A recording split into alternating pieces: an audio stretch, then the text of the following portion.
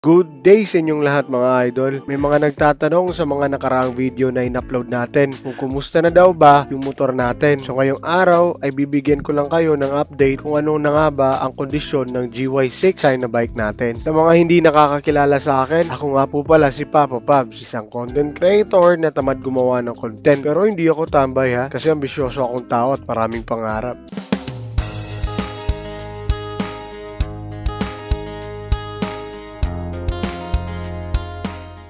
So good day sa inyong lahat mga idol. Update lang to tungkol sa motor natin na si Royal. 6 na taon na siya sa akin and still good running condition pa rin. May ginawa nga tayo sa kanya mga idol. Ginawa natin siyang tail tidy. And as you can see mga idol ay tinabasan or pinutol natin ang tapalodo niya. Mano-mano natin siyang tinabas mga idol. Ang ginamit nating pangtabas ay itong lagaring bakal. Medyo hindi nga lang smooth or perfecto ang pagkakatabas. But so far okay naman yung naging outcome. Nagpalit rin tayo ng mas malaking gulong sa hulihan para mas bumagay yung tail tidy concept natin. Sa Shopee ko lang to in order mga idol kasi mas mura. Nasa 1,300 pesos lang ang presyo niya kasama ng shipping fee. Ang sukat ng gulong mga idol ay 110 by 80 by 14. So far, hindi naman siya sumasayad sa rear suspension. Naglagay rin tayo ng plate holder. So nag-DIY or destroy it yourself lang tayo. Binutasan lang natin ang ilalim ng fairing. Ginamitan natin ng bolt na may washer para may kabit. Sunod naman ay nagpalit ako ng D-type or diaphragm type na carburetor dahil medyo palyado na yung Nibi carburetor na gamit natin noon. Tumagal din yun ng 3 taon mga idol. Kinabitan ko na rin ng ram air. Nagpalit rin tayo ng seat cover. Ito yung sun type na seat cover mga idol.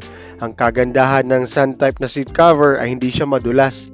Lalo na sa panahon ngayon na laging naulan. Pinarepaint ko na rin ng gloss black ang head cowling ng motor. Hindi na rin kasi maganda tingnan yung pintura ng head cowling niya. Kumupas na yung pintura ng ibang parte ay nabubura na.